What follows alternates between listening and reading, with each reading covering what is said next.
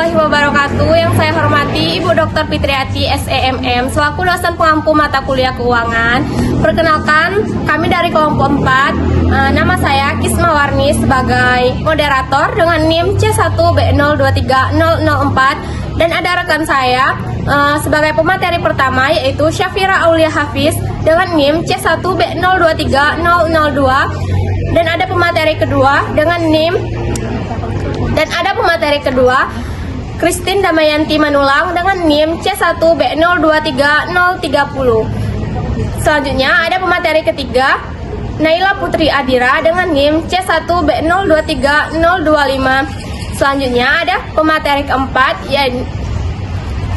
ada pemateri keempat Muhammad Niko Dwianto dengan NIM C1B023070. Dan yang terakhir ada kesimpulan yaitu Beta Julianti Nadea dengan NIM C1B023076. Baiklah, langsung saja di sini saya akan membahas pengertian manajemen modal. Manajemen modal adalah suatu pengelolaan investasi perusahaan dalam aset jangka pendek. Artinya bagaimana mengelola investasi dalam aktiva lancar perusahaan. Pengelolaan aktiva lancar atau bisa disebut aktiva jangka pendek seperti kas, piutang, persediaan barang, surat berharga termasuk hutang atau hutang jangka pendek. Atau kalau disederhanakan, manajemen modal itu mengatur aset yang dimiliki perusahaan agar perusahaan dapat beroperasi dengan lancar. Setiap perusahaan membutuhkan modal untuk membeli bahan baku, membayar gaji karyawan, membayar upah buruh, dan sebagainya. Dan dana yang dikeluarkan dalam bentuk modal diharapkan masuk kembali ke perusahaan dalam bentuk keuntungan. Penggunaan modal yang tepat menjadi salah satu syarat untuk pertumbuhan dan perkembangan perusahaan. Sebaliknya, jika perusahaan menggunakan modal dengan tidak tepat, perusahaan tidak akan dapat memperbanyak produksi, memperluas penjualan, dan pada akhirnya perusahaan mendapatkan keuntungan yang kurang. Manajemen modal melibatkan sebagian besar jumlah aset perusahaan, bahkan terkadang bagi perusahaan tertentu, jumlah aktiva lancar lebih dari setengah jumlah investasinya tertanam di dalam perusahaan. Baik, segitu saja yang dapat saya sampaikan mengenai pengertian manajemen modal. Sini saya akan menjelaskan tujuan dari manajemen modal. Yang pertama itu mampu memenuhi kewajiban tepat waktu. Nah, apabila tidak terpenuhinya kewajiban saat jatuh tempo, itu menyebabkan keterlambatan pembayaran kepada karyawan, hilangnya diskon dari pemasok, dan rusaknya peringkat kredit. Nah, kegagalan itu dapat menyebabkan likuidasi aset secara paksa untuk dibayarkan kepada kreditor. Yang kedua itu ada perusahaan memiliki persediaan yang cukup. Artinya untuk memenuhi kebutuhan operasional dan permintaan pasar tanpa mengalami kekurangan ataupun kelebihan stok. Nah, jadi perusahaan itu harus mengelola modal dengan baik agar mampu membeli dan menyimpan persediaan dalam jumlah yang sesuai, sehingga dapat mendukung kelancaran operasional dan menghindari risiko kerugian akibat kekurangan persediaan ataupun kelebihan persediaan. Karena kelebihan persediaan itu pastinya membutuhkan tempat ataupun gudang dan itu pasti memerlukan biaya tambahan. Yang ketiga itu tujuannya ialah mampu melindungi perusahaan dari krisis modal. Artinya perusahaan itu harus memastikan memiliki cadangan ataupun modal yang cukup kuat untuk menghadapi situasi tidak terduga yang dapat mengganggu stabilitas keuangan. Nah, seperti apa sih stabilitas keuangan? Itu seperti contohnya penurunan penjualan, perubahan pasar ataupun krisis ekonomi. Di sini saya akan menjelaskan mengenai konsep dasar struktur modal. Jika perusahaan ini beroperasi, pastinya membutuhkan modal dalam menggerakkan perusahaannya. Terdapat dua sumber utama modal. Yang pertama yaitu modal sendiri, di mana modal ini berasal dari internal perusahaan atau milik perusahaan itu sendiri. Kemudian yang kedua ada modal asing, di mana modal ini diperoleh dari meminjam atau berhutang. Nah, struktur modal ini merupakan perbandingan antara modal sendiri dan modal asing. Kira-kira perusahaan baiknya menggunakan modal mana untuk digunakan dalam usaha? Menurut Profesor Dr. Mustafa SEMM dalam bukunya yang berjudul Manajemen Keuangan, terdapat beberapa faktor yang mempengaruhi keputusan struktur modal. Yang pertama ada growth rate atau pertumbuhan penjualan, di mana apabila pertumbuhan penjualan meningkat, perusahaan bisa mengurangi atau bahkan tidak meminjam modal asing. Karena modal dari penjualan yang meningkat memungkinkan perusahaan tidak memperoleh pinjaman. Dan yang kedua ada manajemen attitudes atau sifat manajemen. Sifat manajemen yang agresif memungkinkan untuk memiliki modal besar secara langsung, sehingga memungkinkan perusahaan melakukan pinjaman atau berhutang. Kemudian yang ketiga ada struktur aktiva. Jika perusahaan memiliki permodalan sendiri yang cukup besar, maka perusahaan tidak perlu meminjam modal asing. Sebaliknya, jika permodalan perusahaan kecil, perusahaan perlu meminjam modal asing. Perusahaan perlu menentukan keputusan struktur modal dan menentukan perbandingan yang tepat antara menggunakan modal sendiri atau berhutang dengan modal asing. Jika perusahaan membangun usaha dengan modal sendiri, mungkin progresnya akan lebih lambat. Namun, jika perusahaan menggunakan modal asing, progresnya memang cepat. Namun, perusahaan perlu membayar beban untuk mengembalikannya pada periode yang telah ditentukan. Jadi inilah peran struktur modal, yaitu menemukan perbandingan kondisi dan situasi perusahaan jika mereka menggunakan modal sendiri atau modal asing. Sumber-sumber pendanaan. Yang pertama ada hasil operasi perusahaan. Maksudnya adalah pendapatan atau laba yang diperoleh pada periode tertentu. Pendapatan atau laba yang diperoleh akan ditambahkan lagi oleh penyusutan seperti misalnya cadangan laba atau laba yang belum dibagi. Kemudian yang kedua ada keuntungan penjualan surat berharga. Keuntungan penjualan surat berharga juga dapat digunakan sebagai modal kerja. Yang dapat digunakan adalah besarnya selisih harga penjualan tersebut. Namun, jika menjual dengan harga rugi, otomatis akan mengurangi modal kerja. Kemudian yang ketiga ada penjualan saham. Perusahaan akan melepaskan saham mereka untuk dijual kepada orang lain. Penjualan ini bisa dijadikan sebagai modal kerja, sekalipun biasanya saham akan digunakan untuk investasi jangka panjang. Biasa, perusahaan melakukan ini untuk mendapatkan modal dari investor mereka. Kemudian yang keempat ada penjualan aktiva tetap. Dalam hal ini, aktiva tetap yang dijual adalah yang sudah tidak digunakan dengan produktif dan menganggur. Hasil penjualan ini dapat dijadikan sebagai uang kas atau piutang sebesar harga jual. Kemudian yang kelima ada penjualan obligasi. Perusahaan mengeluarkan sebagian obligasi untuk dijual kepada perusahaan lain. Hasil ini bisa digunakan sebagai sumber dana, sekalipun biasanya sering digunakan untuk investasi jangka panjang seperti saham. Kemudian yang keenam memperoleh pinjaman. Untuk hal ini, biasanya perusahaan akan meminjam dengan jangka waktu yang pendek. Untuk jangka panjang, biasa digunakan untuk investasi, walaupun hal ini tidak menambah aktiva lancar. Kemudian yang ketujuh dana hibah. Dana hibah dapat digunakan sebagai sumber dana juga, namun untuk keperluannya harus diketahui untuk apa dan bagaimana. Biasa dana hibah ini diberi oleh pemerintah, perusahaan, lembaga, masyarakat, dan organisasi. Tujuan kegunaan dana hibah ini harus selalu dilaporkan dan tidak bisa digunakan untuk kepentingan pribadi. Dana hibah tidak diwajibkan untuk kita membayarkan kembali. Risiko keuangan adalah potensi keuangan yang dialami oleh individu, perusahaan, atau organisasi akibat perubahan atau ketidakpastian dalam aspek keuangan. Risiko ini dapat mempengaruhi arus kas, pendapatan, aset, atau stabilitas keuangan secara keseluruhan. Adapun beberapa jenis-jenis risiko keuangan, yang pertama yaitu risiko pasar, yang disebabkan oleh perubahan nilai pasar seperti harga saham, nilai tukar mata uang, atau suku bunga. Seperti contohnya yaitu penurunan harga saham, yang dimana bisa menyebabkan kerugian pada portofolio investasi. Yang kedua adalah risiko kredit, yang dimana terjadi ketika pihak lain gagal memenuhi kewajiban untuk membayar utang atau kewajiban finansial. Adapun contohnya yaitu nasabah gagal membayar cicilan pinjaman kepada bank. Yang ketiga adalah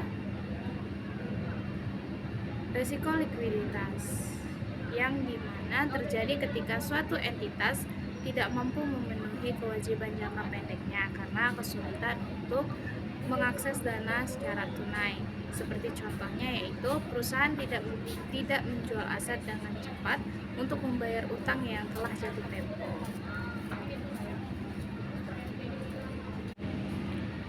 Di dalam risiko keuangan terdapat beberapa dampak yang bisa terjadi. Yang pertama yaitu kerugian finansial, yang kedua adalah kebangkrutan, dan yang ketiga adalah penurunan investor. Selanjutnya adalah risiko operasional, yaitu potensi kerugian yang disebabkan oleh kegagalan dalam proses internal, kesalahan manusia atau teknologi, ataupun faktor eksternal yang mempengaruhi operasi suatu organisasi.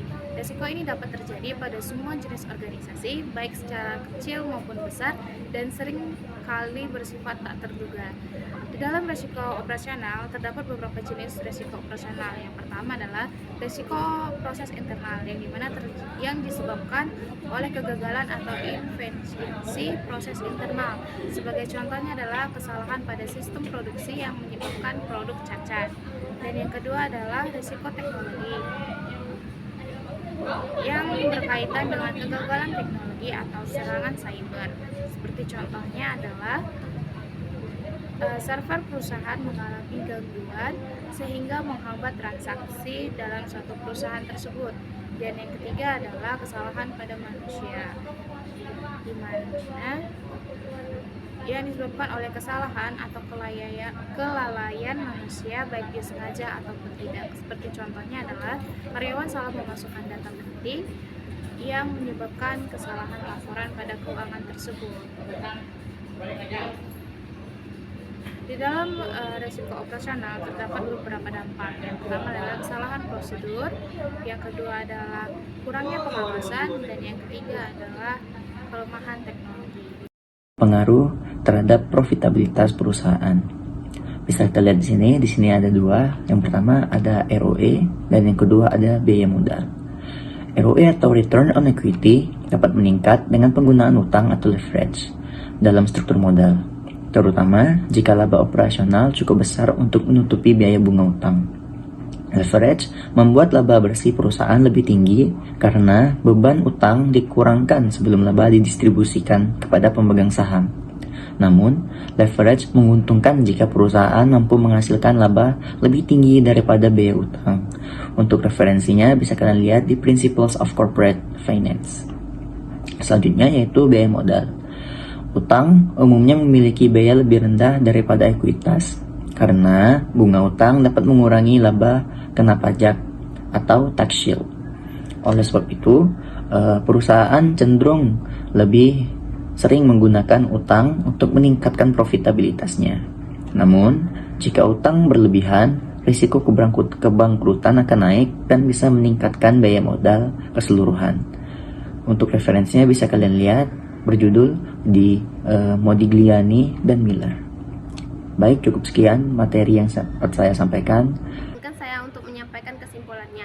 Jadi secara keseluruhan itu, dalam memilih sumber dana yang tepat, perusahaan itu perlu mempertimbangkan biaya modal, risiko terkait, serta dampaknya pada struktur modal. Kombinasi antara utang dan ekuitas yang seimbang itu idealnya akan menjaga biaya modal tetap rendah dan meminimalkan risiko keuangan. Manajemen modal dan struktur modal yang baik akan membantu perusahaan mempertahankan stabilitas keuangan dan mencapai pertumbuhan berkelanjutan. Dengan memperhatikan risiko biaya setiap pilihan pendanaannya, perusahaan dapat memaksimalkan profitabilitas sekaligus menjaga keberlanjutan operasionalnya. Baik, sekian kesimpulan yang dapat saya sampaikan. Baik, di sini saya akan menjelaskan soalnya, yaitu PTA itu membutuhkan modal dan memilih dari beberapa sumber dana sebagai berikut. Obligasi sejumlah 900 juta dengan nominal 150.000 itu per lembarnya dan bunganya itu sebesar 9% per tahun. Biaya emisi obligasi diperkirakan sebesar 3.000 per lembarnya. Nah, jika umur obligasi 15 tahun dan tingkat pajak perusahaan adalah 20%, saham referen dengan dana yang terkumpul sebesar 600 juta rupiah dengan nilai nominal 100.000 per lembarnya. Saham preparen memberikan dividen sebesar 6% per tahun. Nah, biaya-biaya emisi saham preparen diperkirakan itu sebesar 2.500 per lembarnya. Nah, jumlah ekuitas atau laba ditahan itu sebesar 1,5 miliar dengan dividen per lembar sahamnya itu Rp200. Nah, memiliki tingkat pertumbuhan dividen yang diharapkan itu sebesar 8% per tahun. Harga pasar saham saat ini adalah 5.000 per lembarnya. Nah, berdasarkan dari informasi di atas, hitunglah pertama atau A, biaya modal dan masing-masing sumber dana. Yang kedua atau B, biaya modal secara keseluruhan atau biasa disebut dengan WACC. Baik, saya akan menjelaskan tentang perhitungan biaya modal dari sumber biaya modal utang jangka panjang atau obligasi, yang dimana menggunakan rumus B ditambah dengan NO dikurangi HB dibagi dengan UO dibagi kembali dengan HB ditambah dengan NO dibagi 2 dengan keterangan BMO adalah biaya modal obligasi, NO adalah nilai obligasi saat jatuh tempo, HB adalah hasil penjualan bersih, UO adalah umur obligasi, dan B adalah bunga, yang dimana diketahui nilai nominal per lembar adalah 150.000, bunga per tahun adalah 9%, biaya emisi obligasi per lembarnya adalah 3.000, dan tingkat pajak adalah 20%. Ada beberapa langkah untuk menghitungnya. Yang pertama, hitung bunga tahunan, yang dimana nilai nominal dikalikan dengan bunga. 150.000 dikali dengan 9% menghasilkan 13.500. Langkah kedua, hitung nilai bersih penerbitan obligasi, yang dimana nilai nominal dikurangi dengan biaya emisi. 150.000 dikurang 3.000 yaitu 147.000. Langkah yang ketiga, hitung biaya modal obligasi sebelum pajak. 13.500 ditambah dengan 150 dikurangi 147.000 dibagi dengan 15 dibagi kembali 147.000 ditambah 150 dibagi 2, yang dimana menghasilkan 13.500 ditambah 200 rupiah dibagi 148.500 adalah 0,0922 atau 9,22%. Langkah keempat, hitung biaya obligasi setelah pajak, yang dimana BMO dikalikan dengan 1 dan dikurangi tingkat pajak, yaitu 9,22% dikalikan dengan 19% adalah 7,37%. Sekian yang bisa saya sampaikan. Terima kasih. Nah, baiklah, di sini saya akan menjelaskan nomor 2, yaitu biaya modal saham preferen. Nah, rumus biaya modal saham preferen yaitu BMSP sama dengan DD dibagi NB, atau biaya modal saham preferen sama dengan dividen yang dibayarkan dibagi hasil penjualan bersih. Tadi sudah diketahui ya teman-teman, nilai nominal per lembarnya itu 100.000 dan dividen per tahunnya itu 6%. Pertama kita kali dulu, dividen per tahun dikali nilai nominal per lembar. Jadi 6% dikali 100.000 sama dengan 6.000. Dan diketahui juga biaya emisi preferen per lembar yaitu 2.500. Lalu langsung saja penyelesaiannya. Langkah pertama, yang pertama kita menghitung nilai bersih publikasi atau NB dengan rumus NB sama dengan nilai nominal dikurang nilai emisi. Kenapa menghitung NB terlebih dahulu? Karena ketika perusahaan menjual saham preferen, mereka tidak menerima 100% dari investor.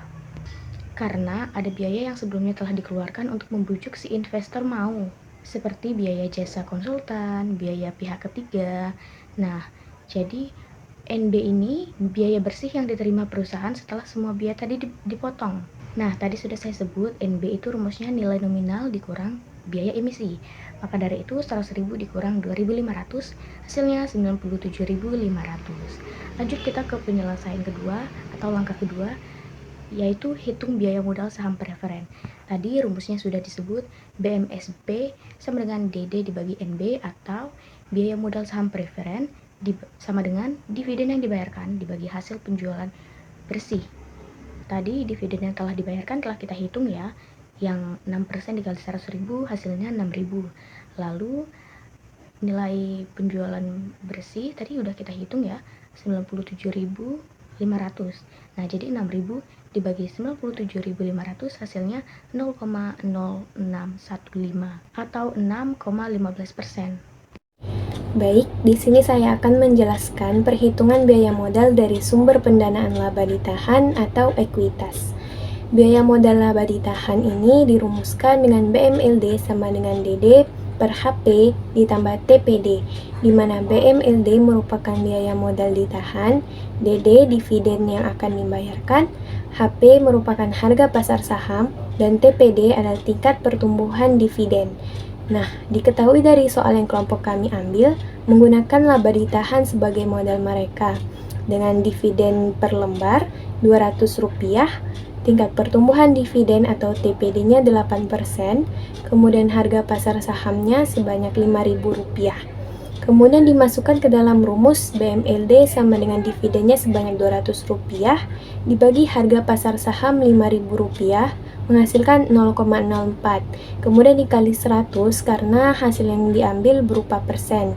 Didapatlah 4%. Ditambah tingkat pertumbuhan dividennya sebesar 8%, sehingga didapat jumlah akhir BMLD atau biaya modal laba ditahan, yaitu di 4% ditambah 8% menghasilkan 12%.